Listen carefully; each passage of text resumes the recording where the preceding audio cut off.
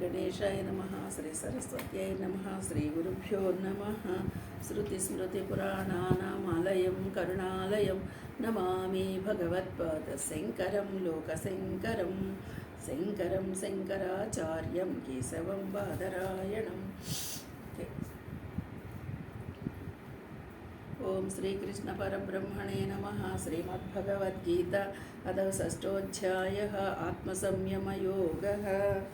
ఈరోజు 6వ అధ్యాయంలో మనం 30వ శ్లోకాన్ని విశ్లేషణ చేసుకుందాం. యో మాం పశ్యతి సర్వత్ర సర్వం చ మయి పశ్యతి తస్యాహం న ప్రణశ్యామి స చ మే న ప్రణశ్యతి. ఎవరైతే సకల ప్రాణుల యందు ఆత్మరూపమును వ్యాపించి ఉన్న నన్ను, అంటే ఇక్కడ ఎవరిని? వాసుదేవుడని అంటున్నాడు.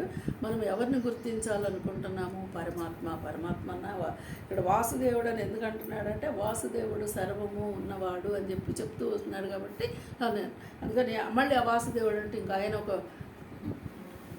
కృష్ణుడు, ఆయన ఒక భాగం ఈయన ఒక భాగం అనొద్దు, పరమాత్మనే దర్శించటం. అలాంటి వాళ్ళు పశ్యతి చూచును సర్వం, అట్లే సమస్త ప్రాణులను నాయందు అంతర్గతములై ఉన్నట్లు చూచును. ఇక్కడ చూడండి, యో మాం పశ్యతి సర్వత్ర సర్వంచమై పశ్యతి అంటే అన్నీ సకల ప్రాణుల యందు ఆత్మరూపముగా ఉన్న నన్ను చూస్తున్నారు. అలాగే సమస్త ప్రాణులను నాయందు అంతర్గతంగా, అన్ని ప్రాణులలో ఉన్నది నేనే, ప్రాణులన్నీ నాలోనే ఉన్నాయి. అంటే నన్ను అన్నిటిలో చూడాలి, అన్నింటిలో నన్ను అంటే నాలోనే ఉన్నాడు పరమాత్మ అని ఒకటి అర్థమైతే, ఆ పరమాత్మ అంతటా ఉన్నాడు అనేటువంటి భావనలోకి వస్తే అదే పరమాత్మ తనలో అందరినీ ఇమిడీకృతం చేసుకున్నాడు. తనలోనే అందరినీ నిమిడీకృతం చేసుకున్నాడు. అంటే ఏంటి? మొత్తం అంతా తనలోనే ఉన్నది అని చెప్తున్నాడు. ఇప్పుడు నన్ను ఎలాగైతే అందరిలో చూస్తున్నారో అందరూ నాలోనే ఉన్నారు. అంటే ఇప్పుడు పరమాత్మ ఏంటి? ఇక్కడ తానే అంతా అయినవాడు. అందరిలో నేనున్నాను, అందరూ నాలో ఉన్నారు. ఈజీగా మాట అర్థం కావాలంటే అందరిలో నేనున్నా, నాలోనే అందరూ ఉన్నారు. అందరూ అంటే అన్ని, లోకమంతా, దేవ సృష్టి నాలోనే ఉంది. మీలో నేనున్నాను అంటే రెండు విధాలు. ఇప్పుడు ఇక్కడ మరి ఒకటే అయి ఉన్నాడా?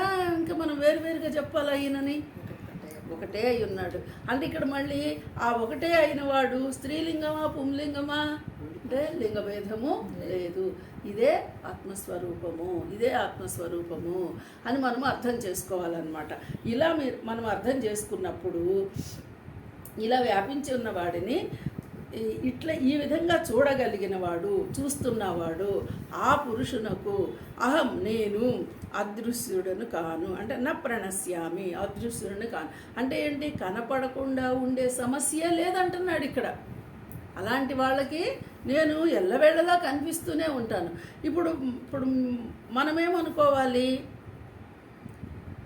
నేనేమో అన్నిటిలో పరమాత్మను చూస్తున్నానండి, అంతటా పరమాత్మను చూస్తున్నా, కానీ ఆ పరమాత్ముడు నాకెక్కడా కనపడటం లేదే అన్న భావన ఉంటుందా ఇంకా ఎవరిలోనన్నా? లేదు. ఎందుకంటే ప్రాణి, దేహము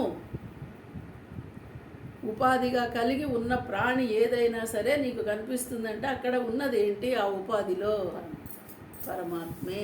నువ్వు ప్రాణశక్తి అని చెప్పినా,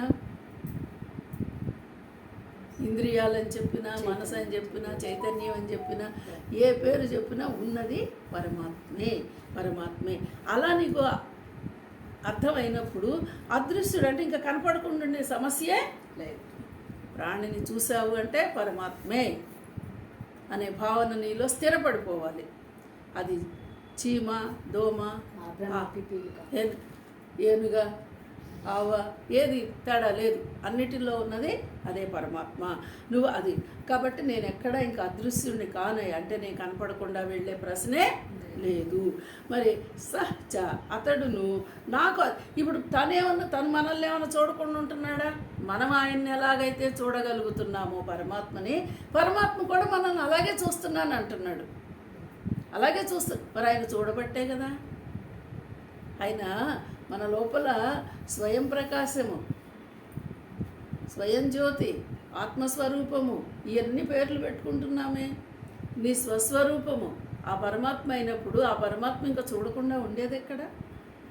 మనం అనుకుంటాం మాటలకి, ఆ పరమాత్ముడు అనుగ్రహం మా మీద లేదమ్మా, ఆయన మమ్మల్ని చూడటం లేదమ్మా అని అనుకుంటాం. మనకి ఏదైనా కష్టమో బాధ వచ్చినప్పుడు ఆయన గమనించట్లేదు, చూడటం లేదు, ఈ లోకంలో నానుడి మాటలు. కానీ ఆయన చూస్తూనే ఉన్నాడు. ఎప్పుడు చూస్తున్నాడు అంటే నువ్వు గుర్తిస్తే చూస్తున్నాడని తెలుస్తుంది. నువ్వు గుర్తించకపోతే ఆయన చూస్తున్నాడనే మాట నీకు తెలియదు. అంటే ఇప్పుడు ఏదైనా సరే మన వైపు నుంచి రావాలా, పరమాత్మ వైపు నుంచి రావాలా? మన వైపు నుంచి రావాలి. నువ్వు ఎప్పుడైతే పరమాత్మను గుర్తించడానికి ప్రయత్నిస్తావో, గుర్తించగలుగుతావో, అప్పుడు పరమాత్మ కూడా నిన్ను గుర్తిస్తాడు.